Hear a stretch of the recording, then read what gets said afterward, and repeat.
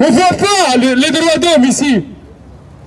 Des personnes qui vont ici en France, 17 ans, 20 ans, sans voir leur famille.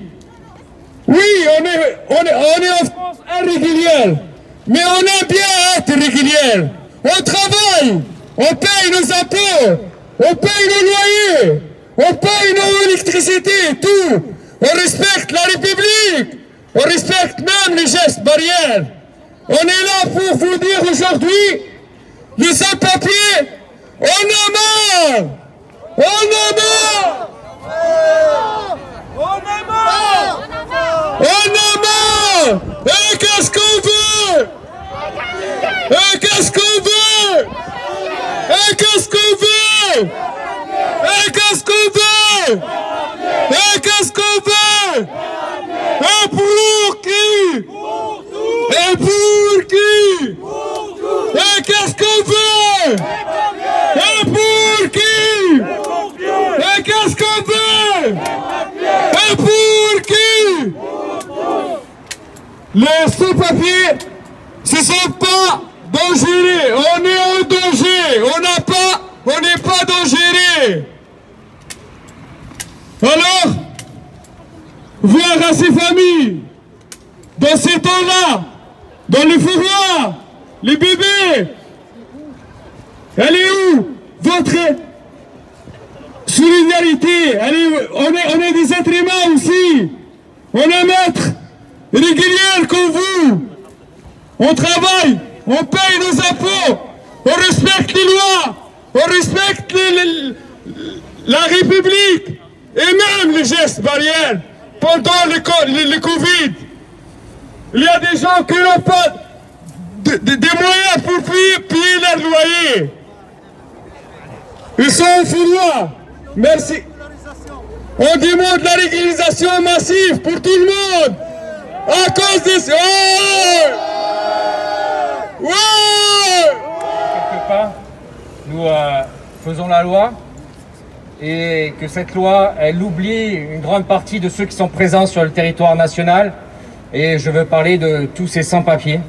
Ces sans-papiers que l'on a vus présents au printemps et qu'on a découvert être une force dans l'engagement pour la France, mais bien plus que pour la France, pour les Français, où vous prenez en charge des métiers, vous prenez en charge des missions que d'autres ne veulent pas. L'actualité récente d'un boulanger qui avait avec lui une personne qui ne disposait pas de papier mais qui était engagée et qui voulait participer à tout simplement quoi? Produire du pain, donner du pain à ses concitoyens. On a vu aussi un restaurateur qui finalement a voulu réouvrir un restaurant, mais la seule personne qui lui faisait à manger, c'était un cuisinier qui n'avait pas ses papiers. Donc les Français sont bien heureux de trouver des restaurants, de trouver, et je salue Jean-Michel Clément, autre député, avec Bertrand Pancher, Jean-Michel Clément, Bertrand Pancher. Je dirais presque l'élément le plus basique, qui est celui de manger, très souvent, ce sont des personnes qui sont engagées, qui travaillent tôt le matin, qui travaillent sans compter leur peine, qui cherchent à donner du meilleur, parce que produire à manger, c'est donner du meilleur. On ne fait pas un mauvais pain, on ne fait pas un mauvais plat. Eh bien, ces personnes, elles ont été révélées dans cette crise, très souvent, elles n'ont pas de papier. Nous ici, Jean-Michel Clément, Bertrand Pancher, MJ Delguera va arriver, moi-même, d'autres députés, vous le savez, nous nous battons pour la reconnaissance et pour que vous ayez les papiers qui soient à la hauteur de votre engagement. Voilà pourquoi nous sommes venus vous soutenir et voilà pourquoi nous continuerons. Bertrand ? Oui, bonjour à tous et à toutes. Nous sommes 3 députés du groupe Liberté et Territoire à l'Assemblée nationale et nous portons ensemble le mouvement de régularisation des sans-papiers. D'abord parce que nous sommes tous animés par une soif de développement humain et nous pensons que tous et toutes nous avons tous la nécessité, le devoir de s'épanouir dans ce beau pays qu'est la France. Et nous sommes vraiment frappés par les injustices qui marquent notre pays. Je salue Mjid El Guerrab, 4e député, qui n'est pas du groupe Liberté et Territoire, mais qui est quand même vraiment un de nos amis. Et je vais vous faire une confidence. Pendant la crise du Covid, il y a un moment à l'Assemblée nationale suivant mon ami François-Michel Lambert, j'ai fait une déclaration pour expliquer à la tribune qu'il fallait vraiment se pencher sur la question de la régularisation des migrants dans notre pays, et notamment compte tenu de la crise que nous vivions actuellement. Et j'ai reçu sur des tas de témoignages provenant d'un certain nombre d'entre vous, et j'en ai reçu tellement que je me suis dit, en les découvrant le soir, en rentrant chez moi, que c'était pas possible, que c'était des copier-coller, d'en avoir autant. J'ai reçu plus de 800 témoignages individuels, et tous ces témoignages étaient évidemment différents, étaient troublants, et j'ai passé peut-être 20 à 30 heures à répondre individuellement à l'ensemble de ces témoignages, parce que je me suis dit, humainement, je suis obligé de donner des conseils à celles et ceux qui m'ont écrit. J'ai découvert des témoignages vraiment mais bouleversants, parfois atroces, de la situation que vous viviez. Et ce témoignage-là, eh bien, je l'ai dit lorsque j'ai été reçu comme président de groupe par Emmanuel Macron. Je lui ai dit, écoute, président, voilà ce que j'ai vécu, voilà le témoignage que je voulais te faire, et tout ça est scandaleux dans notre pays, et on a vraiment besoin de régulariser, notamment toutes celles et ceux très nombreuses qui ne seront jamais expulsés. Les femmes qui vivent seules avec des enfants, les personnes qui travaillent, celles et ceux qui sont depuis de très très longs mois sur notre territoire. Ne nous racontons pas d'histoire, on ne vous expulsera jamais. Vous avez tous et toutes envie de travailler, vous avez envie de vous épanouir dans ce pays, et franchement, pour un grand pays défenseur des droits de l'homme qui très longtemps dans le monde a porté cet idéal de développement, cet idéal de liberté, d'égalité, et ce très beau slogan de la République française, peut-être le plus beau, cet idéal de fraternité, eh bien vraiment c'est un devoir pour nous d'être à vos côtés, et vraiment de faire en sorte qu'on finisse le plus rapidement possible, en tout cas je l'espère, de trouver une solution à la situation que vous vivez actuellement. Je voulais vous dire vraiment je voulais vous souhaiter vraiment beaucoup de courage, et vous dire qu'on est à vos côtés. Je vais laisser la parole à mon collègue François-Michel, Jean-Michel Clément, et puis après Mjid El Guerab, si tu veux. Merci. Oui, ma présence à vos côtés n'est pas qu'un symbole, c'est un soutien sans faille, je dirais, à chacun et chacune d'entre vous. Je m'implique à titre personnel sur justement l'accueil de personnes qui, dans un SAO, tout d'abord, j'ai pu mesurer les parcours difficiles que beaucoup d'entre vous ont vécu, et surtout les solutions qu'on tardait à apporter. Je crois qu'il n'y a rien de plus injuste que de voir en face la machine administrative s'enrayer. Alors, à tort ou à raison, je ne sais dire, mais parfois, je m'interroge sur la bonne volonté qui est mise ou pas mise pour qu'on avance vers des solutions. Bertrand l'a dit, lorsqu'il s'agit de famille, lorsqu'il s'agit de gens qui travaillent, lorsqu'il s'agit de situations de santé qui sont posées, on ne devrait pas se poser certaines questions. On ne devrait pas mettre en face des barrières administratives. Et je suis très inquiet. La semaine dernière, j'étais avec la CIMAD, j'étais avec d'autres organisations et un certain nombre de confrères avocats à Poitiers, où nous avons échangé sur les difficultés qui s'annoncent. Celles qui veulent que tout soit dématérialisé demain, c'est-à-dire à la fois pour renouveler un titre de séjour, ou pour tout simplement y accéder. On va se retrouver face à des difficultés incommensurables qui vont ajouter les délais au délai. Et on sait bien que lorsqu'un délai n'est pas respecté, eh bien c'est une situation de précarité qui se crée. C'est-à-dire que vous êtes des personnes qui sont sans droit ni titre particulier. On est dans des situations où on sait bien qu'on ne pourra pas renvoyer les gens dans leur pays d'origine, et en même temps, on tarde à les régulariser. Donc on crée une situation de personnes sans droit identifié qui fait que quelque part, c'est nier l'existence humaine, et ça, c'est pas supportable. Je pense que ça, on ne peut pas continuer comme ça. Bertrand disait, le pays des droits d'homme, parfois, moi, je suis préoccupé, je suis inquiet de voir notre pays, voir son image abîmée. Il suffit de regarder autour de nous pour voir d'autres pays qui font moins de bruit en la matière, mais qui font beaucoup plus. Vive la France! Vous savez, je l'ai dit parfois, il y avait un président des États-Unis, le 3e du nom, qui s'appelait Thomas Jefferson. Et un jour, il avait dit, tout citoyen a dans le monde 2 patries, la sienne et la France. Eh bien, c'était il y a longtemps. Merci. Merci à vous. Merci, mes amis. Bonjour à toutes et à tous. Je suis particulièrement fier et heureux d'être là, entre mes amis députés qui portent ce combat. C'est un combat, effectivement, Bertrand l'a dit tout à l'heure, nous l'avons porté dans l'hémicycle, nous le portons publiquement. François Michel en est devenu un peu une sorte de héros. Et c'est une fierté, vraiment, de voir François Michel se battre comme ça, avec un micro, haranguer les foules, etc. C'est magnifique. Je dis simplement, pour rejoindre tout ce que mes collègues ont dit, c'est que c'est un combat qui nous dépasse. C'est un combat pour la France. Et aujourd'hui, dans l'hémicycle, je ne sais pas si vous le savez, mais nous sommes en train d'examiner un texte pour renforcer les principes républicains. Les principes républicains, ils ont été présentés. C'est la liberté, l'égalité.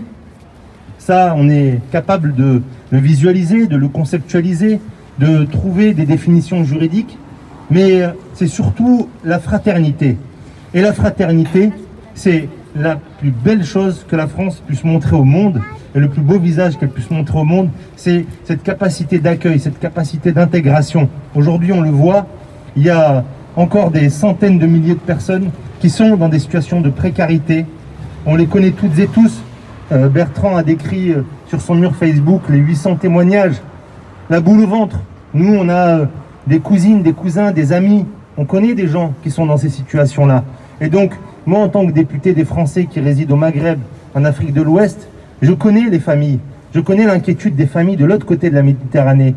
Et les discussions qu'on a tous les soirs pour savoir, ça va, tu vas bien. Alors, la boule au ventre. Cette boule au ventre. Je trouve que c'est indigne de la part de la République. Et puisqu'on parle des principes républicains, je crois que le premier des principes républicains, ça doit être celui de la fraternité. Et la fraternité, elle passe par la régularisation de toutes les personnes qui sont sur notre territoire, qui sont sans papier et qui s'endorment tous les soirs. Bravo avec la boule au ventre. Merci. Alors, à chacune et à chacun, sachez que vous avez des relais dans l'Assemblée parlementaire, qu'on va se battre et qu'on se bat pour que chacune et chacun de vous puisse trouver des droits, puisse vivre dignement. Je vois des enfants, je suis particulièrement ému de voir des enfants, cette petite fille avec un drapeau français, parce qu'elle aime la France, elle a la France au cœur, et ils sont nés sur le territoire de la République. Donc aujourd'hui, faites-nous confiance, on va continuer à se battre et on ne lâchera pas le combat, on est avec vous, on est derrière vous, et vive la République. Bravo! Vive la France! Vive la République! On est là! Merci! Merci pour vos soutiens. Merci pour vous. On est très heureux de votre soutien. Merci, bravo. Barakallahu fikum. Merci très bien infiniment pour votre gentillesse. Nous sommes avec la République. On est toujours avec vous. On est avec vous, derrière vous, vers la nouvelle France. On va essayer de construire avec vous les nouvelles France. On est là. Merci. Merci pour votre soutien, messieurs. Merci beaucoup. Nous, il y a des gens parmi nous qui sont très bien cultivés. Ils ont un certain niveau culturel assez élevé. En fait, il y a des gens aussi qui se soignent ici. La vie, elle les a amenés à vivre en France. Du coup, ils ont fondé une famille. Même les enfants, ils n'ont pas leur droit d'aller, par exemple, de s'inscrire à la crèche, vu que notre situation, elle est irrégulière. On tourne en fait dans un cercle très vicieux. On veut bien, on travaille, par exemple, les patrons, ils veulent pas nous déclarer. On peut même pas inscrire nos enfants à la crèche comme tout le monde. Ça, c'est le minimum pour enseigner nos enfants. Et voilà, franchement, on vit dans une souffrance. Merci beaucoup. Merci de nous avoir écoutés. Merci de nous avoir soutenus. Merci. Merci pour tout. Merci pour votre soutien. Merci. Merci. Merci. Vive la République. Vive la France. Merci pour votre soutien. À la prochaine. De sentiments et d'éducation et de toutes les bonnes qualités. J'adresse ce message à toutes les personnes qui ne parlent pas de nous et qui partagent pas notre manque. Nous sommes tous dans la même crise sanitaire. Nous avons tout peur de ce Covid-19. Pourquoi nous vous intégrons pas, puisque nous sommes des sans-papiers, que vous fussiez ça, ou bien car nous n'avions pas le droit. Je dis, nous avons répondu à vos ordres de rester chez nous et de ne jamais sortir. Mais vous avez abordé notre situation, vous avez pris en considération juste les gens qui sont en règle, sans penser à nous, comment nous vivons, comment combattre ce virus. Vous saviez qu'il y a des familles qui n'ont pas quoi manger, ni à boire. Certains sont des familles avec des enfants, certains célibataires qui cherchent un avenir meilleur. L'égalité, liberté et fraternité.